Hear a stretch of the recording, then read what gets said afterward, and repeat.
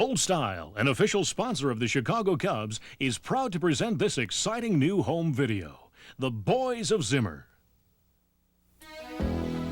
Since the first day we brewed Old Style beer, we've always had one goal, to be the best. That's why we still brew Old Style with only the purest artesian spring water, and why we still use the slow method of double brewing, called krausening. The most natural way to brew beer, and the most expensive. There may be faster ways to brew beer, but at Old Style, our dream is not to be the biggest beer in America, just the best. Reach for the best.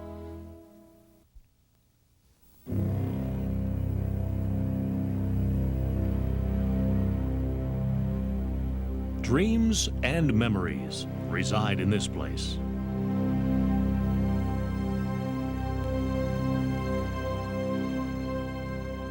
And after 75 years of playing baseball here, some of those memories still ring off the red brick and tumble from the ivy. Attention, please.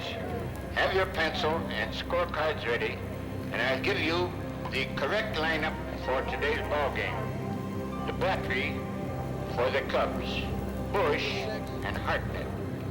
Fastball swung on, that baby is hit hard, right field, way back. Home run for Billy. He drills one into the right field bleachers. Boy, did he kiss it. He swings and a drive. Liner left field. It is. There it is. Mr. Banks has just hit his 500th career homer. He is getting a standing ovation. In 1989, a new dream came to life at Wrigley Field.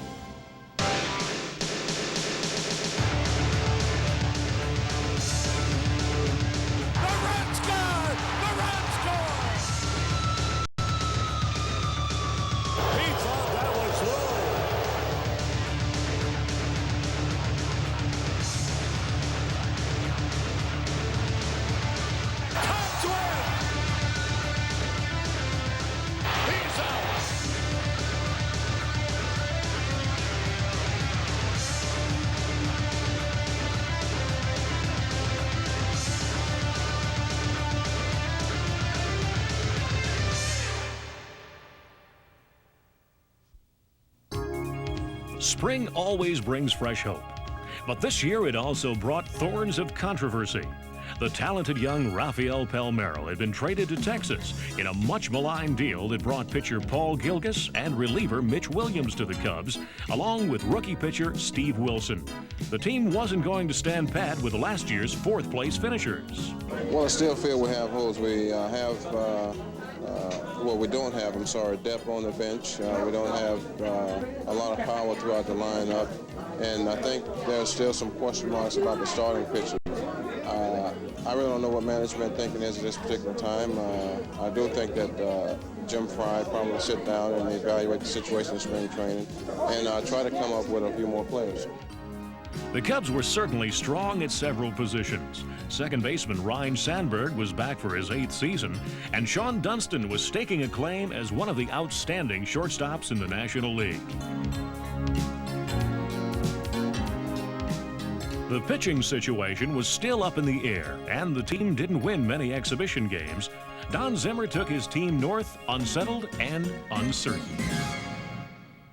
On April 4th, the Chicago Cubs presented themselves for the start of the 75th season of baseball at Wrigley Field. Fans in and out of the ballpark would witness a remarkable debut that day when Zimmer called for his new left-handed relief pitcher in the 8th inning. And so Mitch Williams took center stage at Wrigley Field for the first time. It was Mitch who had been the key to the Palmeiro trade, and all eyes were on the new reliever. In the 9th, he loaded the bases with no outs, then righted himself as he struck out Mike Schmidt for the first out of the inning.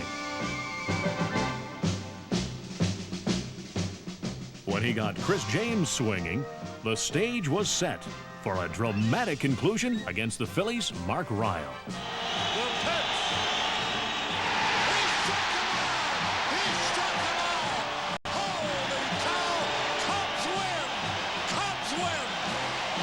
First return on Jim Fry's trade for Rafael Palmeiro becomes a plus. He's the man that had to make the Texas trade. He was the boss. He okayed it. he just got raked over the coals. There's no question about it. We thought we made a good trade when we made it. And, of course, today we don't hear too much about it. All Mitch Williams did was go out and record 6 saves in the Cubs' first 10 games. And he became a formidable new character on the team. Say something, Ju. Mitch, you is very crazy, dude. He said, Mitch, you're an outstanding individual. This was a lefty in the classic southpaw mold, unpredictable and a little off-kilter. Cub fans immediately took to the man they called Wild Thing. Wild Thing. You make my heart sing. You make everything groovy. Wild Thing. I think I love you. Hey, go Wild Thing.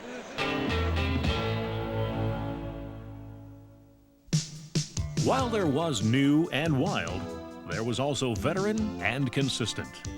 Rick Sutcliffe has been the anchor of the Cubs pitching staff for 5 years. You could almost feel the confidence he breathed into the team when he won his first 4 starts. The Cubs, too, got off to a quick start, winning 8 of their first 10 games. If the young Cubs needed to learn about winning, they would need the leadership of veterans like Sutcliffe and Andre Dawson. Dawson, like Sutcliffe, started fast, then tied a team record when he had 8 consecutive hits. Then things started going bad. Things started going very bad. The early Cub Express suddenly faltered and ground to a virtual halt. Mistakes, misplays, and miscues cascaded into a late April losing streak that all but canceled out the team's strong start. Frustration replaced jubilation as they fell quickly from first to third. Then, as if to add injury to insult, May brought even worse news. All Cubs fans could do was read it and weep.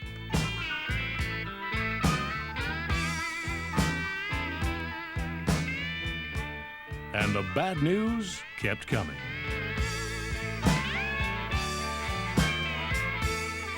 Within a staggeringly short period of time, the entire starting outfield was felled by injury. Their prized rookie, Jerome Walton, joined Dawson and Webster on the DL. And suddenly, it was beginning to look like a long season.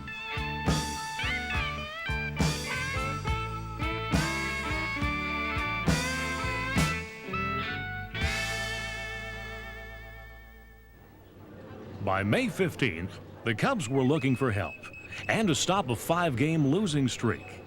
Immediate help arrived that day when Lloyd McClendon stepped to the plate for his first Cub at bat.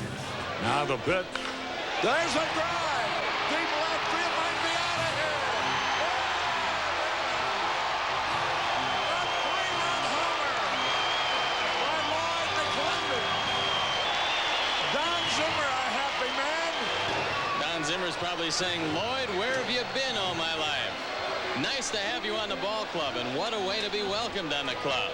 You never know what might have happened. I know that I looked up and I had 3 outfielders playing regular for me, and within 3 days' time, they all 3 went on the disabled list. Not too many people talk about that, about us having injuries, because we overcame it. Dwight Smith hit .370 for 3 weeks. McClendon hit .350 for 3 weeks. DeCenzo caught everything that was hit out there, and we won. Now, what would have happened if our 3 regulars hadn't got hurt? I don't know the answer to that, but I do know the guys that did come up from Iowa, they did a great job for us, and that's kind of been the thing that's happened to this ball club all year. What also happened this year was the emergence of pitcher Mike Bielecki. The journeyman right-hander established himself as a quality major league starter, and his surprising success buoyed a struggling team. We had a lot of injuries on our ball club that could have really sank us. When we lost our whole outfield, we lost our main cog in our wheel and Andre Dawson, but we just didn't let it drag us down, and we went out there and kept battling. We got some guys that came up from AAA and just did the job. We got a lot of guys that weren't expected to do as well as they have, myself included. I was never really that successful at the major league level outside of this year. By late May, it seemed like some of the pieces to the puzzle were finally falling into place. Busch Stadium in St. Louis is enemy territory in spite of Cub infiltrators. But on June 4th, Sean Dunston made himself right at home there when he blasted 2 home runs in an awesome display of Cub power. Mitch Webster, back off the disabled list, also hit a homer, and Ryne Sandberg belted 2 more. The Cubs hit a total of 6 home runs to set a Busch Stadium record. Additional fireworks were ignited when Mark Grace felt that Frank DiPino was trying a little too hard to prevent more damage. In the ensuing scuffle, Grace suffered a separated shoulder. It would put him, too, on the disabled list. Cub bats continued to burn the next day, back at the friendly confines. Rookie Dwight Smith hit his first Major League home run in a 15-3 rout of the New York Mets, who had been widely picked to coast to the division title. 3 days later, Rick Rona provided the heroics with a 10th-inning squeeze bunt that drove in Lloyd McClendon with a winning run. The Cubs took 3 of 4 games from the mighty Mets and extended their first-place lead to 3 games. Once again, things were looking good for the Cubs and Don Zimmer. And people everywhere were starting to look at Don Zimmer and his surprising Cubs. The second-year manager had the team scrambling and scrapping all year for runs and for outs. When general manager Jim Fry hired Zimmer a year ago, some said it was only because they were friends. I just happen to know Don Zimmer real well for a long time, but I know a lot of people for a long time, and they ain't gonna manage the Cubs. I got him because he's a good manager, that's all. He led the team with enthusiasm and confidence, and a daring style of play rarely associated with the Cubs. We squeeze bunt, we push bunt, we hit and run, we steal home. Vance out after this one, swings and misses as the Cubs start the runner, trying to steal home, and they pull it off. You just let us play, go out there and play hard. You know, you make a lot of money, so 3 hours of your time is not going to hurt, so why not give 100%? Dunston singles into center. Now he's going to go for 2, and the throw is not in time. Don Zimmer makes you stay on your toes, believe me. There they go. Swung and struck out. Double steal. I just come out here and manage the way I want to manage. I can't worry what people say when I do something unorthodox and it doesn't work. Naturally, there's criticism. He's so into the game and how things work that he will always explain it to you later and give you the whole rationale.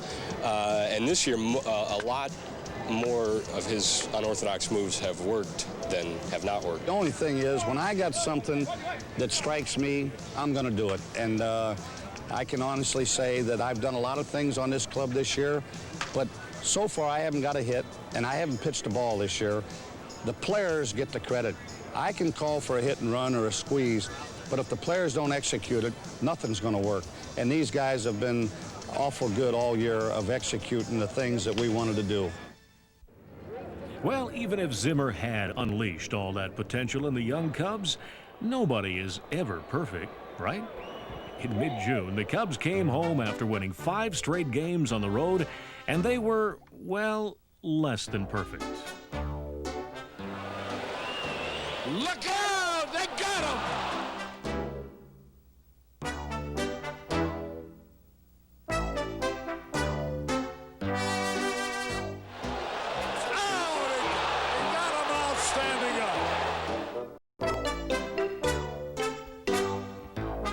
They lost 6 games in a 6-game homestand against the Pirates and the Expos, and they fell out of first place for the first time in a month.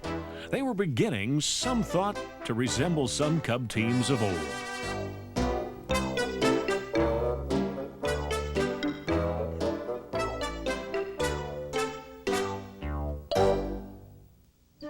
Wrigley Field has many pleasures, too. And one of them is the irrepressible broadcast voice of the Cubs, Harry Carey. And the sound of Harry is a popular tune around Wrigley Field. There's a drive. Holy cow. It might be out of here. It is. It's out of here. Way back. It might be. It could be. It is. It's out of here. Home run. Holy cow. Well, those aren't bad. But here's the real thing. There's a drive. Way back. It might be. It could be. It is. A home run. From St. Louis to Oakland, to Chicago's South Side and North, the career of Harry Carey spans 45 years of Major League Baseball. And now Cooperstown, New York can also claim him. In July, he was given the Ford C. Frick Award and a place in the Baseball Hall of Fame. Yes, sir, baseball has given me many happy days and fine rewards. But this day, the day of receiving the Ford Frick Award, is the pinnacle, the zenith, the most important day of my baseball life. I feel honored and privileged today to be here with you. My wife, Dutchie, thanks you. Our children all thank you. And from the very, very bottom of my heart, I thank you. Thank you very much. And so he joined other immortals in that little town where baseball legends and treasures are kept. And in Chicago, there were many a hearty salute and fond hopes of hearing Cubs win many more times. In July, the Cubs did win, sometimes with late dramatic flair. On the 20th, they trailed the San Francisco Giants 3-0 in the bottom of the 9th with Steve Bedrosian pitching. But the Cubs had gotten 2 men on base, and with 2 out, Dwight Smith came to the plate. And the 0-2 is hitting to right field for a base hit. Now Donato fields it on a hop. The throw comes through, and it's off man wearing his glove. And what that means is that the tying run goes to second. That then brought Kurt Wilkerson up to the plate. And the 0-2 to Wilkerson is hitting to left field for a base hit. 1-run scores. Sheridan up with the ball. His throw home. The Cubs tie the game. Sweet as it was to tie the game, it still hadn't been won or lost. In the 10th, Les Lancaster came on in relief and retired the heart of the Giants' batting order. But he wasn't done yet. With the score still tied in the 11th inning and Wilkerson on at first, Les did even more. And that's hit fair down the left field line. Wilkerson on his way to third. Wilkerson being waved in. Here comes Sheridan's throw way up the line.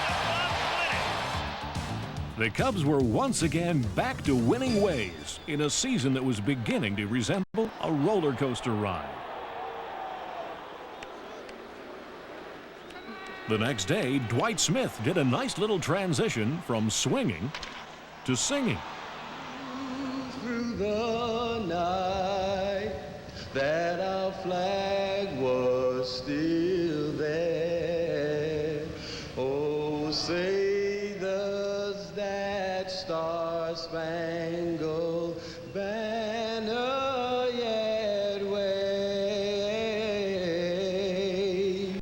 o'er the land of the free and the home of the brave. Eat your heart out, Carmen Fansone. At the end of the month, the Mets came to town. And in a seesaw first game, threatened the Cubs' 6-5 ninth inning lead. There he goes. High fly ball. It's going to drop, baby. Great catch by Dutchie. Trying for the double. Make it. Cubs win. Cubs win. Cubs win. Holy cow. Dutchie made the play with the bunt to the infield. Look at the scene out there. After a 10-3 trouncing of the Mets the next day, the fans were calling for a sweep. But it would take a state of grace for that to happen. The series' final game was tied at 4 in the bottom of the 9th when Mark Grace came up. The pet. There's a drive way back.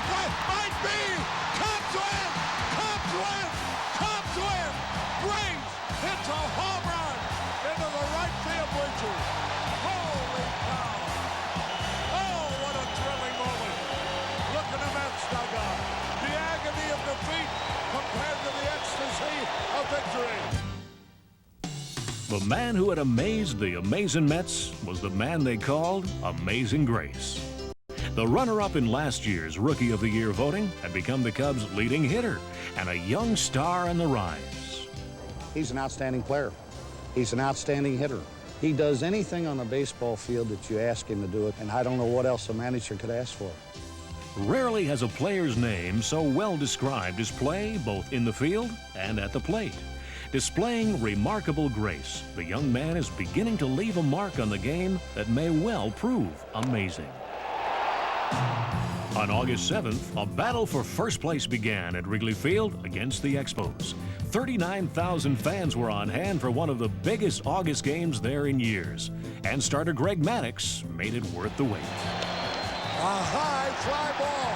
Jerome Walton under the ball. Cubs win. Cubs win. The Cubs are in first place by a full game. The next day, there was more rookie swinging and more rookie singing. You sing "Take Me Out to the Ball Game"?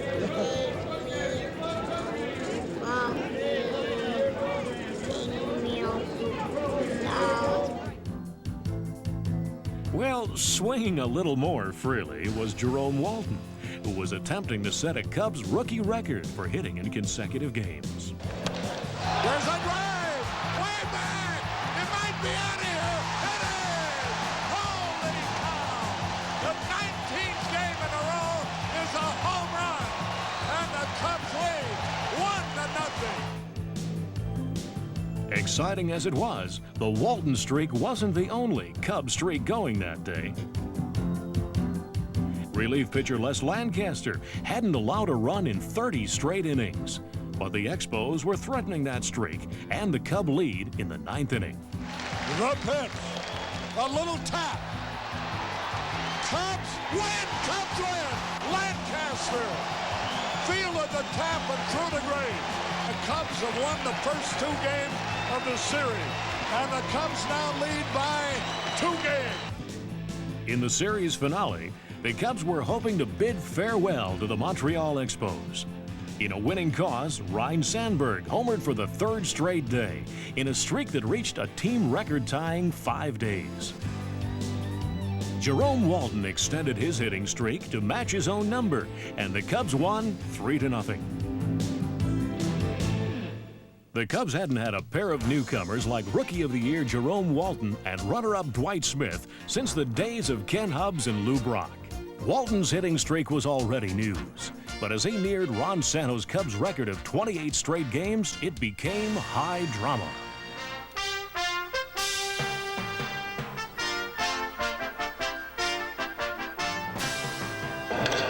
There's a drive that's hit. 25th game in a row. He is hitting his 25th. Now his 26th straight game.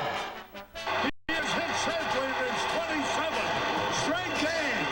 Holy cow. He beat the pitcher in a race for the bag. That is 28th game in a row. He has tied Ron Santo for the longest hitting streak by a Cub. And then the record breaker. The base hit! He got it! The 29th straight game for Jerome. No other Cub player. All those great hitters have had. Nobody ever hit in 29 straight games. A low looping liner. He's gonna beat it out! He does! A base hit! The 30th game in a row. The Jerome Walton has hit safely in. Holy cow! The streak assured Walton of a place in team history and the Rookie of the Year award. Another dramatic 9th inning rally in Cincinnati preserved Rick Sutcliffe's 13th win. Rick had been driven from the game in the 8th by a 2-run home run that gave the Reds a 2-1 lead. The ace of the Cincinnati bullpen, John Franco, came in, and in the 9th, retired the first 2 Cub batters. Then, after loading the bases, he had to face the red-hot Jerome Walton. Smash base hit! 1 run in! Another man's gonna score! The Cubs have The Never Say Die Cubs had once again pulled one out, and they swept the Reds in Cincinnati for the first time since 1978. Step by step, the boys of Zimmer were converting skeptics, and the city was rocking. The Cubbies are rocking all over town. There's a new sensation and it's really coming down. North of Chicago, Waveland Avenue, there's magic in the air, a new point of view. It's been a long time now, too many years, too many losses and too many tears. But that's all over now, gonna give it to you straight. The Cubbies are winning and man, it feels great. The Cubbies are rocking. Cubbies are rocking. Walton and Smith, man, they got the speed with Sandberg and Maddox. What more do we need? Wrigley and Maddox, firing away. Sutcliffe on the mound, what more can we say? Now Mitch is a man, Wild Thing is his name. He comes in late to save that game. He throws to Damon or Joe behind the plate. They call him safe before it gets too late. Cubbies are rocking. Cubbies are rocking. Shauna's a back, and then there's Andre Dawson. We're talking about the man that they call awesome. That's the law, and Les has the zeros, and Popeye's the man that leads our hero. Wayne, Harry, and Steve. Now, holy cow, the Cubbies are ready right now, going all the way in this windy old town. The Cubbies are rocking, gonna win that crown. Cubbies are rocking. Cubbies are rocking.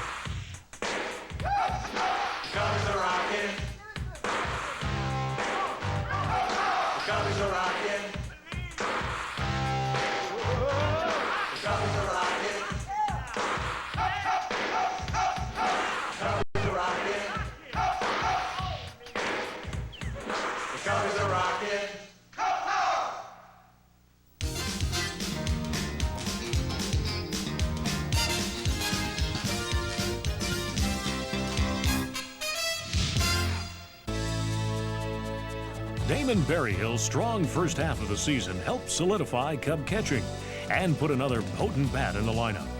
But when the hard-throwing catcher suffered an injury that would keep him out of the stretch drive, rookies Joe Girardi and Rick Rona provided able backup at backstop. In football, it's called the House of Pain. And for the Cubs, the Astrodome has always been torturous. On August 18th, the Cubs jumped to a 5-0 lead there, but couldn't hold on. In the bottom of the 8th, with the Cubs still leading 5-3, Calvin Schiraldi let one slip. The bunch gets away. The run scores, and it's a 5-4 ball game. Then, after Houston tied the score in the 9th, manager Don Zimmer employed a rare strategy. With men on first and second and 2 out, pinch hitter Harry Spillman was intentionally walked to load the bases. Now, a pass ball, a wild pitch, a base on ball would end the ball game. And that's exactly what happened. The game is over. He won. What started out to be a great Cub victory winds up a painful defeat, because this is a game you really kind of handed them. The pain continued for 2 more days, with the Cubs suffering consecutive 8-4 defeats. On top of that, the last game ended on a 9th-inning grand slam off Mitch Williams. The following week, the Astros came to the House of Ivy and learned that turnabout is indeed fair play. But the first game started as painfully as the recent Astrodome experience.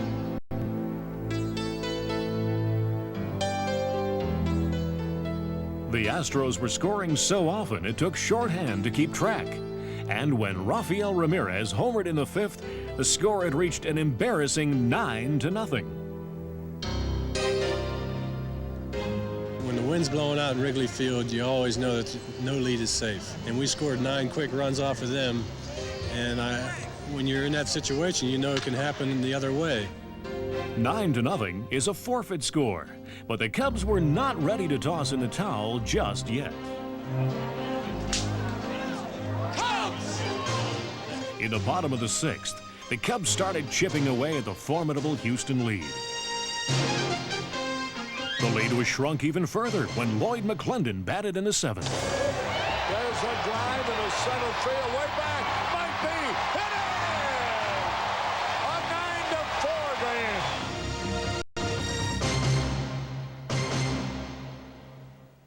But the Astros looked like they had no intention of stopping at a mere 9 runs. With Ramirez at second, Gerald Young slapped a hit to right, and Ramirez was headed home. Dwight Smith's throw to Joe Girardi nailed him, and the Astros would score no more. In the 8th, Ryne Sandberg got things cooking with an RBI single that scored Girardi. McClendon followed with a hit that drove in Jerome Walton to cut the lead to 2 runs.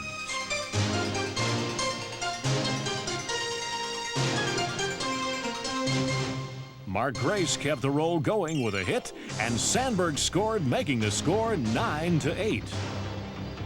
And McClendon was only 90 feet from tying the game. Dwight Smith hit a high fly to deep center, and McClendon crossed the plate to finally tie the game.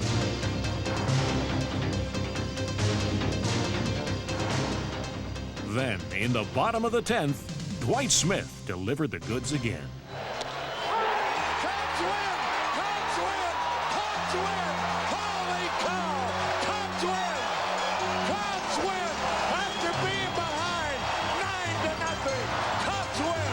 It was only the 2nd time in the long history of the Cubs that they had overcome a 9-0 deficit, and it was one of the sweetest Cub victories ever.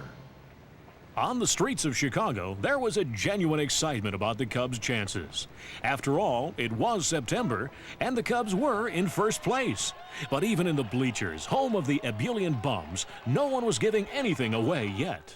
Cubs fans always pray that the team doesn't fold in late August or early September as it has traditionally. This is wonderful fun, but Cubs fans have been through it so often. You have to consider in the last 17 years this team has only been over 500 once. Chicago fans anticipate the worst, and the reason they do is because almost always that's what they've got. If the play's the thing, as Shakespeare wrote, then what of the double play? While the Cubs play at Wrigley, Shadow Cubs play at the Organic Theater in a revival of the popular play Bleacher Bums. But if art imitates life, then the Cubs should not lose to the Cardinals night after night, as they do in the play. But if life imitates art, well, it might just be a case of drawing the wrong card. On September 8th, the Cardinals followed the script to perfection. But in the early acts, it looked like a laugher for the Cubs. Ryne Sandberg took the lead and delivered 2 home runs, including one big audience participation number.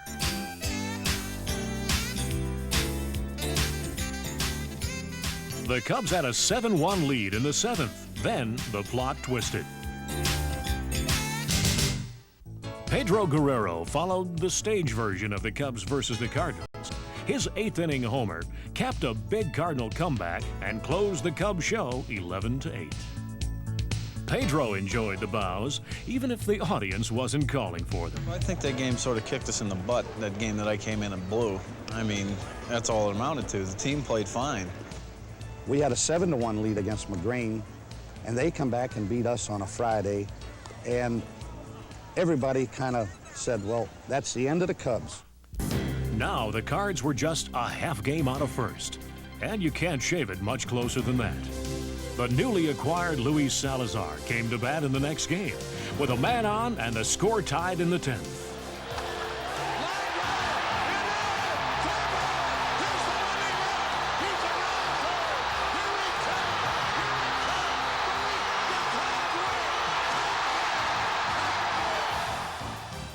Not only had Salazar stroked the game-winning hit in the 10th, but his RBI single in the 8th had tied the game. Cub fans were learning to like the decentralized hero system that seemed to provide a different hero for every victory. Tonight, it was Luis Salazar. Tomorrow, it might be, well, take your pick. Speed and power marked the rubber game of the series. Starting pitcher Steve Wilson struck out 10 batters, and 4 Cub pitchers combined to fan 18 Cardinals. The Cubs were held scoreless over the first 5 innings, but in the 6th, Dwight Smith batted with a man on. Smith drives one into left center field. Thompson back on the track. That might go. Goodbye! Home run for Dwight Smith. And the Cubs take the lead 2-1. What else can he do? After the disastrous production 2 days before, the Cubs were on the verge of actually taking the series. Mitch Williams came on to record his 32nd save, and the Cubs won 4-1. The boys of Zimmer had turned back yet another challenge, and they were now 2.5 games ahead of the Cardinals. When the Cardinals left town, the Expos arrived, and the Cubs were looking to extend their first-place lead. In a tight game, the victory ended up being easy pickings. With 2 on and 2 out in the 9th, Mitch Williams caught Jeff Hewson leaning. Oh, they picked him off! They picked him off! The game's over! The game's over! They picked the pinch runner off first base. The game is over! How about that? And Mitch Williams gets his 33rd save of the year. The next night, even the stars in the stands were outshone by a luminous Chicago Cub.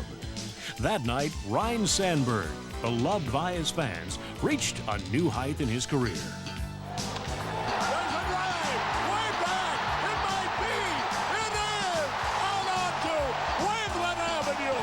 Holy cow! Sandberg, 30th home run of the year!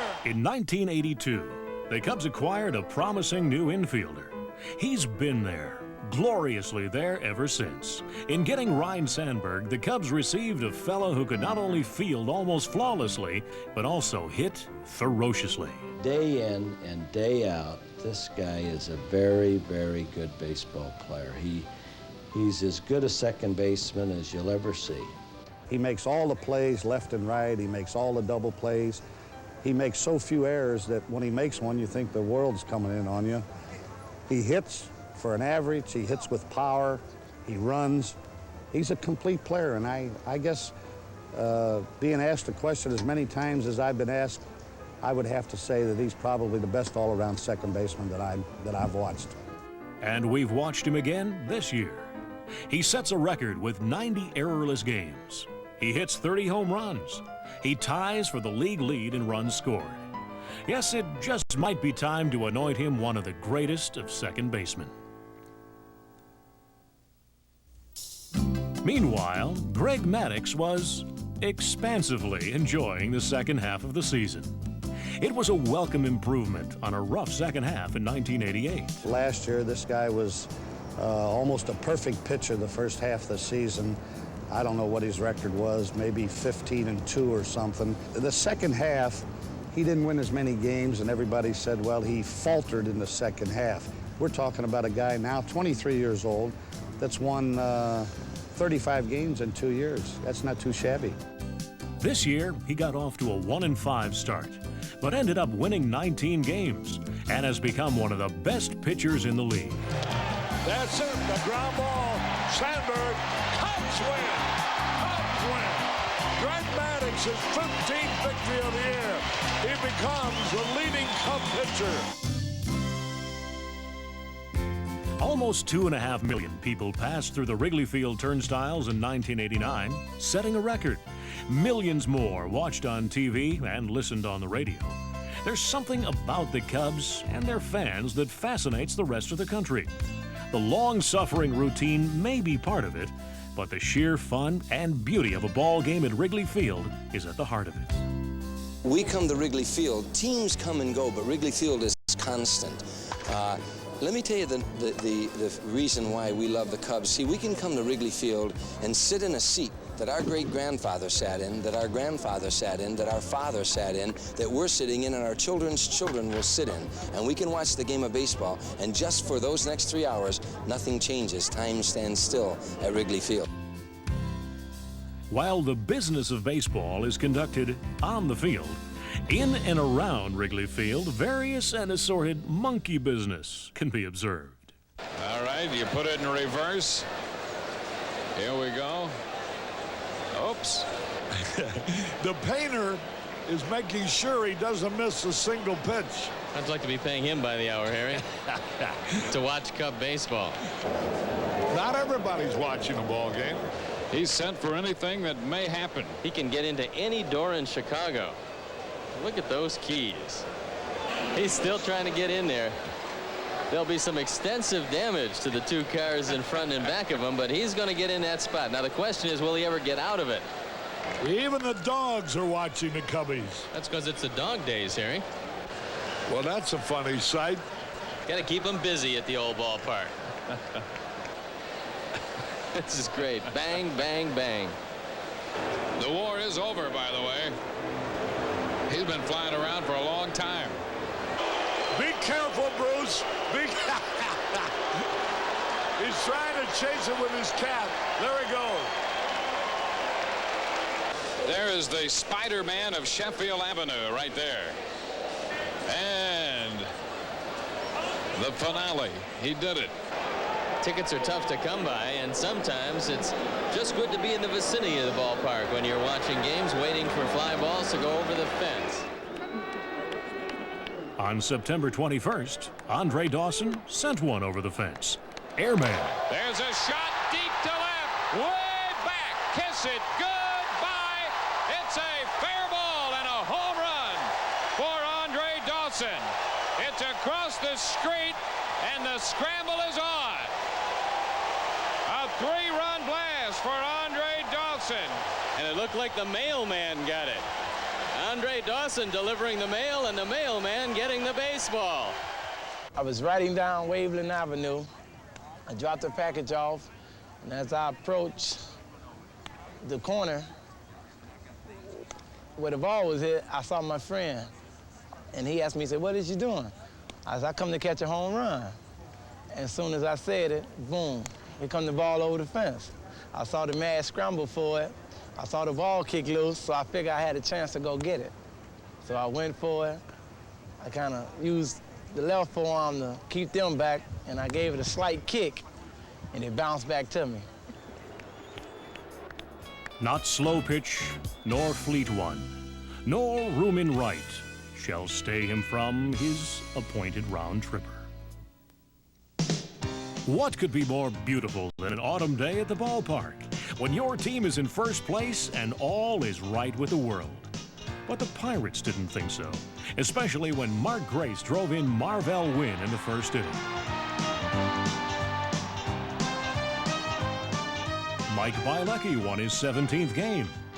Mitch Williams saved his 35th, and the magic number was reduced to 5. Saturday's game was a little chillier and a little closer. The score was tied 2-2 with Kurt Wilkerson on second in the bottom of the 9th. Mitch Webster was at the plate with the game on the line. Well, he's up there with a runner at second, one out in the 9th, and a 2-2 tie. And he gets a base hit to right. Reed is charging.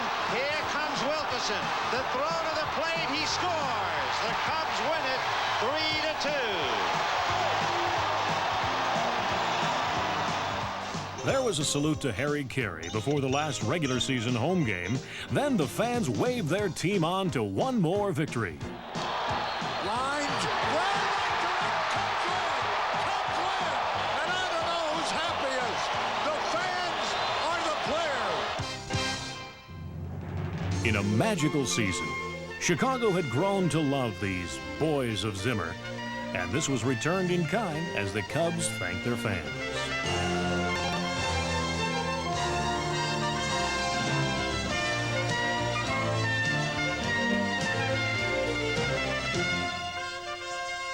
Everyone seemed certain there would be more home games soon. But first, there was a little matter called clinching to take care of. The Cubs had taken their 4-game lead across the border to Montreal and hoped to nail the title down there before a final weekend series in St. Louis against the second-place Cardinals. On September 26th, with Greg Maddox on the mound going for his 19th win, the task of clinching seemed to be in capable hands. The Cubs got off on the right foot with a run in the second. Then in the sixth, Dwight Smith drilled a single into left. That drove in Ryan Sandberg for a 2-0 lead. When the scoreboard showed that the Cardinals had lost in Pittsburgh, the Cubs knew a victory here would wrap up the divisional title.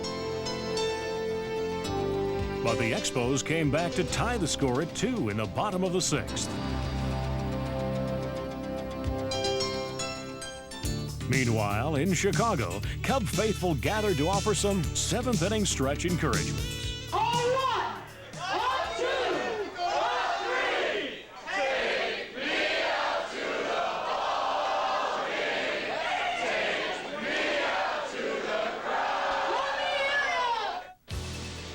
Well, it was long distance, so it wasn't until the eighth inning that the rally vibes arrived. There he goes.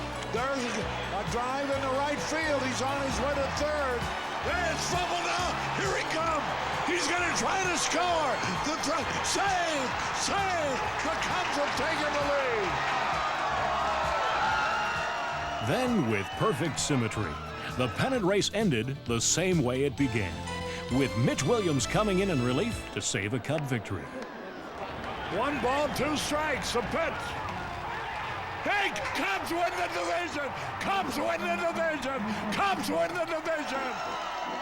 Then the long-awaited celebrations began all over Chicago and in one room in Montreal. I can't believe this. This is unbelievable. We did it. 84, they said we were going to win. If we didn't win, we were going to choke. They said this team couldn't win, but we did. We just wanted to win this thing, so it didn't seem like we were back into anything. So we're the National League East champs, and oh, baby. You know, when the Cardinals finally got beat, we were in the 7th inning with a 2-0 lead, and I said, well, at least that's the best I've ever done in baseball. Was a tie in Boston, and then when we finally won the game.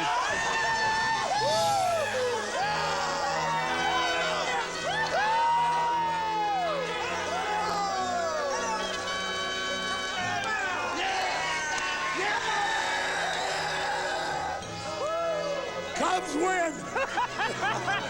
Cubs win! In Chicago, the celebrants were drawn to Clark and Addison to stand before the ballpark that symbolizes the Chicago Cubs, the champions of the National League East. I wish we were there. I wish we were there to celebrate with them. Unfortunately, we can't be there, but what a city and what fans. Well, they deserve everything. They stuck behind us when we was losing. Now we winning, and we came in this year with a so-so team, and now we stand on top so far. I just hope we continue. And Cub fans, this for you.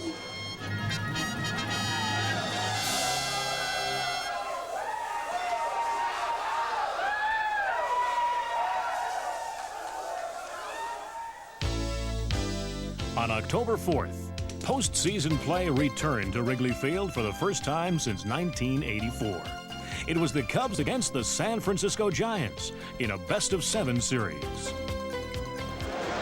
Ladies and gentlemen, welcome to beautiful Wrigley Field for Game 1 of the 1989 National League Manager of the Year, Don Zimmer, had led the Cubs to 93 victories. When they met Roger Craig's Giants, it was as champions of the National League East.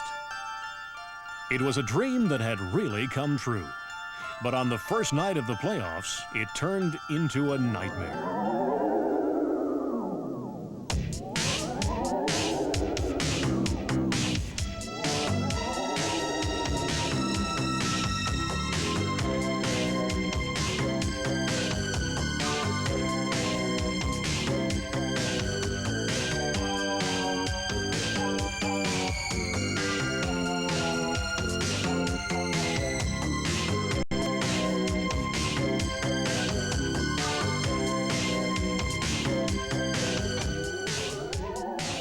When it was finally over, the Clark Express had dropped a stunning 11-3 defeat off at Wrigley Field. The next day, it seemed like only the weather would prevail. But by game time, the rains relented. The Giants picked up where they had left off, with Brett Butler getting a leadoff walk. Mike Bielecki immediately served notice that things would be different tonight. Hey, they got him! They got him! A great ball by Mike Bielecki. Then, in the big inning, the Giants starter was ex-Cub Rick Rushell. And Big Daddy was welcomed back to Wrigley Field by Jerome Walton's leadoff single. Ryne Sandberg's triple drove him in for the first run. And then Mark Grace doubled to score Sandberg with the second run. And the Cubs' bats were blazing.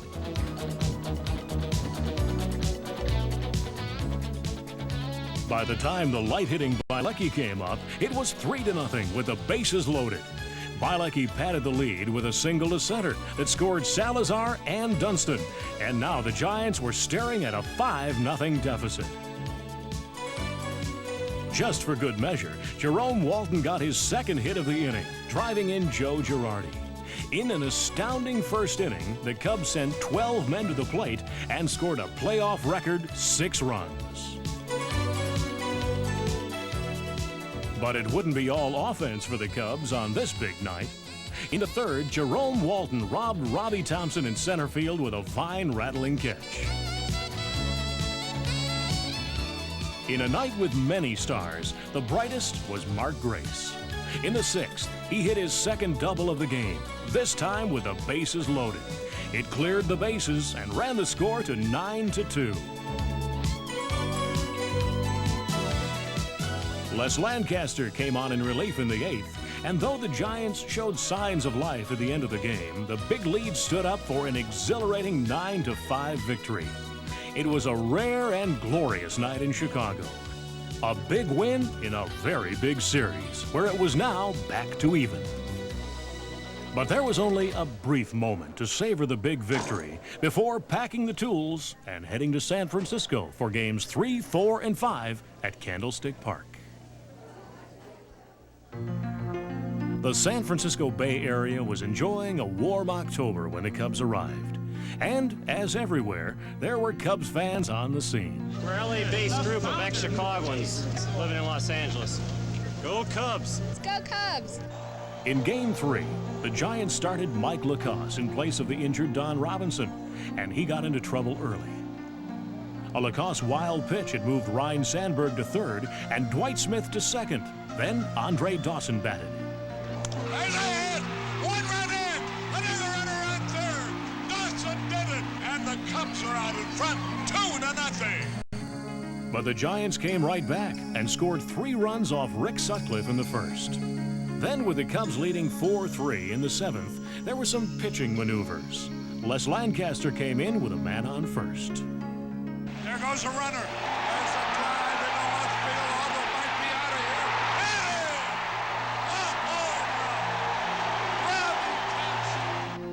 Hit it! The Giants went on to win the game 5-4, and the Cubs trailed in the series 2-1. It was a great ball game. Great ball game tonight. You know, it had everything. It was well played by both teams, and you know, they got the last big play, Robbie Thompson's homer, and you know, let's get them tomorrow. The series thus far had been a matchup not only of managers, but of red-hot first basemen. In the fifth inning of Game 4, the Cubs were trailing 4-2, but Jerome Walton was on at first base. Signs were passed and signals were sent, but the message was clear. Mark Grace should continue to swing his hot bat. There's a line drive into right center field. Grace with another hit. The ball skips by Sheridan and will go all the way to the wall. Here comes Walton in to score. Grace on his way to third. There will not be a throw, and the Cubs have the tying run at third. The Giants watched as Grace was followed to the plate by Andre Dawson. And a line drive into right center. That's in there for a base hit. That will go all the way to the wall. Grace scores to tie the game, and Dawson doubles. The Cubs had clawed back to tie the game. But in the Giants' half of the fifth, Matt Williams hit a 2-run home run.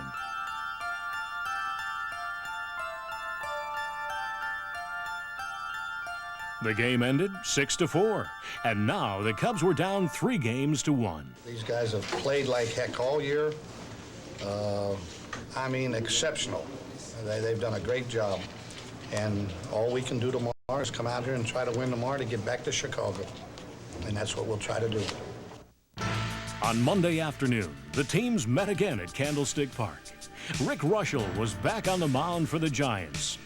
And in the first inning, he gave up hits to Jerome Walton and Mark Grace. But unlike Game 2, a promising start did not amount to anything.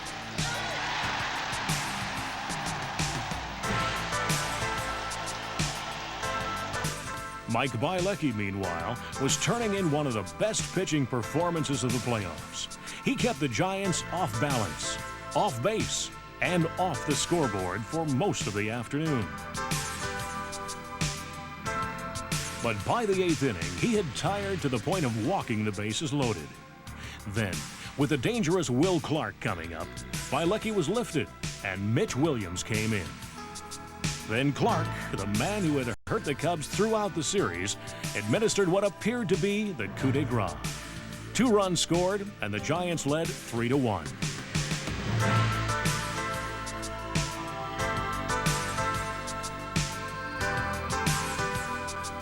After Steve Bedrosian retired Sean Dunston for the second out in the 9th, it appeared that the season was about to end.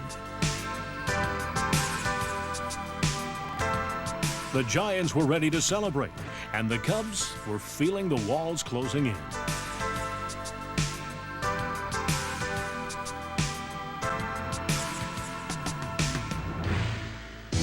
But this team hadn't quit all season, and with 2 outs, they staged a valiant comeback. Kurt Wilkerson singled to left to keep it alive. Then Mitch Webster singled to center, and it looked like the Giants' champagne might stay corked. When Jerome Walton singled for the 3rd straight 2-out hit, the Cubs were only 1 run back. And it's a 3-2 ball game now. 3 hits in a row. Oh, how this team has fought. You can feel proud of this Cub Ball Club fans. They never have given up.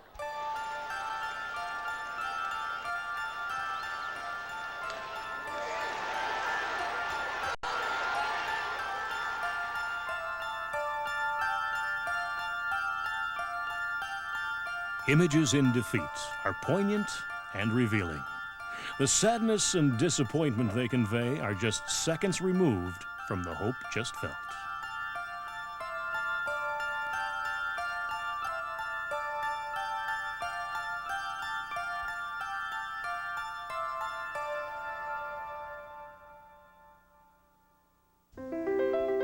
And so the dream ended a few games short of a miracle. But its end leaves no bitterness, for this is a young team, and the talent and poise they displayed under the pressure of this season will only mature in the next. The boys of Zimmer showed themselves as men to be reckoned with. They have already been taken into the hearts of their fans, and the Cubs have taken the fans into theirs. We just have a great admiration and respect and appreciation to the fans. There aren't many places in the world, I don't think, that have the type of loyalty that we have, and we have to thank all of the people that have been supporting us. These Cubs showed that they could taste the sweet moments of victory, and that they are ready to drink from that cup again. They have earned a place in our hearts, even though this season's dream has ended. But dreams live on, both as memories and hopes.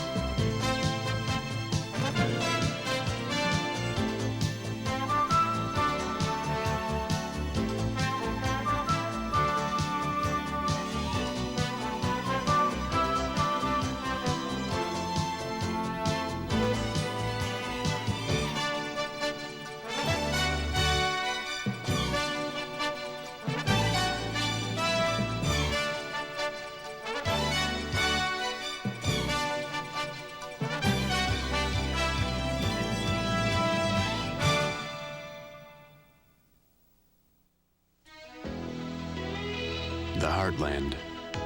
Nowhere in America is the dream to be the best any stronger. It's here where old-style beer is brewed. Brewed with the purest artesian spring water. Brewed with the most expensive, most natural method called krausening. But most importantly, brewed with a dream. Not to be the biggest beer in America, just the best. Reach for the best.